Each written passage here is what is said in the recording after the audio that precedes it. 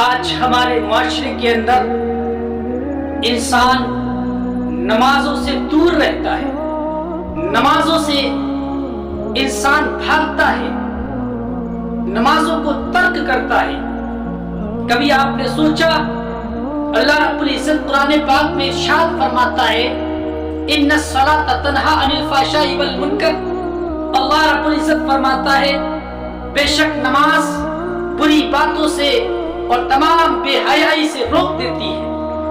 لیکن آج ہم نمازوں سے دور رہتے ہیں، نمازوں کے پاس نہیں جاتے۔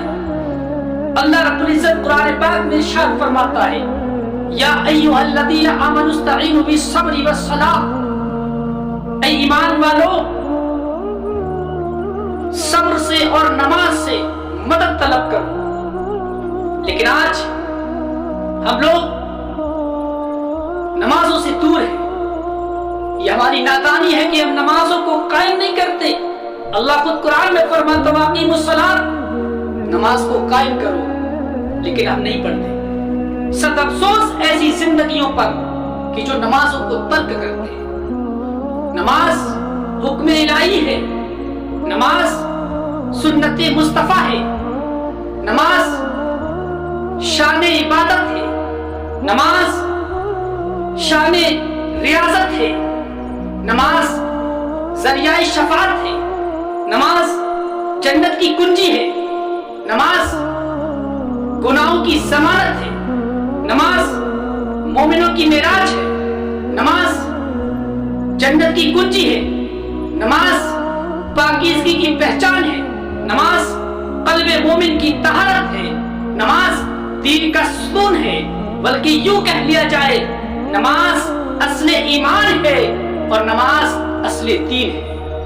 لیکن آج ہم لوگ نمازوں کو نہیں پڑھتے۔ اس کے بعد پیروں کے پاس جاتے ہیں کہ گھر میں برکت نہیں ہوتی، کماتے ہیں ایک سال میں کروڑ لاکھوں لاکھ، لیکن گھر میں برکت نہیں ہوتی۔ ادھر آتا ہے اور چلا جاتا ہے، پیر صاحب کے پاس جاتے ہیں، پیروں کو پکڑتے ہیں، لیکن نہیں میرے پیاروں، نماز کو قائم کرو، نماز پڑھو گے گھر میں برکت ہوگی، صحت ہوگی، حسن عطا کیا جائے گا۔ لیکن آج ہم نمازوں کو نہیں پڑھتے، اسی لیے گھر میں برکت نہیں ہوتی، چہرے پر حسن نہیں ہوتا۔ ایک بات یہ ہمیشہ یاد رکھنا جو میں آپ کو بتا رہا ہوں۔ حضور غوث پاک رضی اللہ تعالیٰ عنہ کی بارگاہ میں ایک شخص آیا اور عرض کرنے لگا حضور کوئی ایسا تعویذ دے دو کہ گھر میں برکت ہونے لگے، کوئی ایسا وظیفہ بتا دو جس سے گھر میں برکت ہونے لگے۔ حضور غوث پاک رضی اللہ تعالیٰ عنہ پیدائشی ولی ہیں، آپ سمجھ گئے کہ اس کے گھر میں برکت کیوں نہیں ہے۔ آپ نے نہ کوئی تعویذ دیا، نہ کوئی وظیفہ بتایا، بلکہ آپ نے فرمایا انسان اپنے گھر جا، تو جانے کے بعد اپنے گھر کے دروازے پر پردے کو ڈال۔ وہ لوگ جو نمازوں کو نہیں پڑھتے، نمازوں سے دور رہتے ہیں، اس بات کو میں ان تک پہنچانا چاہتا ہوں۔ جو نمازوں سے نفرت کرتے ہیں، اس کے بعد کہتے ہیں کہ گھر میں برکت نہیں ہوتی۔ حضور غوث پاک رضی اللہ تعالی عنہ فرماتے ہیں کہ جا اپنے گھر کے دروازے پہ پردے کو ڈال لے۔ وہ انسان اتنا سنتا ہے اور چلا جاتا ہے، جانے کے بعد اپنے گھر کے دروازے پر پردے کو ڈال لیتا ہے۔ چند دن گزرتے ہیں، چند روز گزرتے ہیں، کیا ہوتا ہے؟ اللہ کی رحمتیں گھر میں آ رہی ہیں، اللہ کی برکتیں گھر میں نازل ہو رہی ہیں۔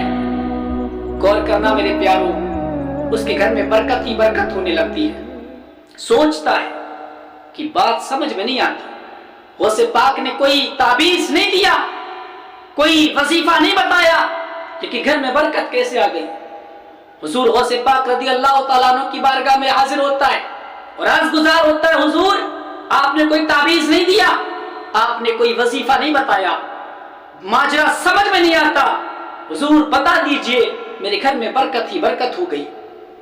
حضور غوث پاک رضی اللہ تعالیٰ عنہ فرماتے ہیں کہ نادان انسان، تیرے گھر کے گیٹ پر دروازے پر کوئی پردہ نہ پڑا، کوئی پردہ نہ تھا، اور تیرے گھر کے سامنے سے گلی تھی، راستہ تھی جس سے روز انسان گزرتے تھے، بے نمازی بھی گزرا کرتے تھے، نمازی بھی گزرا لیکن بے نمازی کی نظریں تیرے گھر میں پڑا کرتی تھی، اس لیے اللہ رب العزت نے تیرے گھر سے برکتوں کو اٹھا لیا، اس لیے تیرے گھر میں برکت نہیں ہوتی۔ اور جب تو نے اپنے گھر کے دروازے پر پردے کو ڈال لیا تو بے نمازی کی نظریں تیرے گھر میں نہیں پڑی، اس لیے اللہ رب العزت نے تیرے گھر میں برکتوں کو نازل کر دیا۔ میرے پیارو، اس بات سے یہ سبق ملتا ہے، نصیحت ہمیں حاصل کرنا چاہیے کہ جو لوگ نماز نہیں پڑھتے، کہ جب انسان کی بے نمازی کی گھر میں نظر پڑے تو اللہ رب العزت برکتوں کو اٹھا لیتا ہے، اور ایک بے نمازی گھر میں کھا رہا ہے، پی رہا ہے، سو رہا ہے، سب کام گھر میں کر رہا ہے، اس کے بعد کہتا گھر میں برکت نہیں ہوتی۔ اور میرے پیاروں، کیسے گھر میں برکت ہو جائے گی؟ اس لیے ہماری ذمہ داری ہے کہ ہم نمازوں کو قائم کریں۔ اللہ رب العزت ہمیں رزق دینے والا ہے، برکت عطا کرنے والا ہے، لیکن آج ہم خود نمازوں کو نہیں پڑھتے، خود کوتاہی کرتے ہیں، سستی کرتے ہیں، نمازوں سے دور رہتے ہیں۔ میرے پیارو، نمازوں کو قائم کیا کرو، نمازوں کو پڑھو، ان کے وقتوں پر پڑھو۔ آج ہم لوگ نمازوں کو نہیں پڑھتے، اس لیے ہمارے گھروں میں برکتیں نہیں ہوتی، ہم مایوس رہتے ہیں، غمگین رہتے ہیں، پریشان رہتے ہیں۔ اللہ کے نبی صلی اللہ تعالیٰ علیہ وسلم نے فرمایا، یہ حدیث پاک حضرت ابو ہریرہ رضی اللہ تعالیٰ عنہ سے مروی ہے، آپ فرماتے ہیں اللہ کے نبی صلی اللہ تعالیٰ علیہ وسلم نے فرمایا، اے صحابہ، کیا تمہیں میں ایسی بات نہ بتا دوں جس سے تمہاری زندگی سنور جائے، تمہاری زندگی میں آسانیاں آ جائیں؟ صحابہ نے عرض کیا، یا رسول اللہ، فدا کا امی و ابی، آپ پر ہمارے ماں باپ قربان، آپ ہمیں وہ بات بتا دیں۔ نبی پاک صلی اللہ تعالیٰ علیہ وسلم نے فرمایا کہ اگر تمہارے گھر کے سامنے سے نہر جاری ہو اور اس میں کوئی شخص 5 مرتبہ غسل کرتا ہو تو کیا اس کے جسم پر میل رہ گیا؟ کیا اس کے جسم پر میل باقی رہے گا؟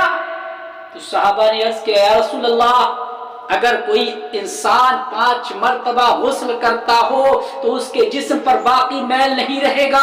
میرے آقا فرماتے ہیں، صحابہ، یہی بات، یہی کیفیت اس شخص کی ہے جو 5 مرتبہ نمازوں کو ادا کرتا ہے۔ اللہ رب العزت نمازوں کے وسیلے سے، نمازوں کے سبب سے اس کے تمام گناہوں کو معاف فرما دیتا ہے، تمام گناہوں کو مٹا دیتا ہے۔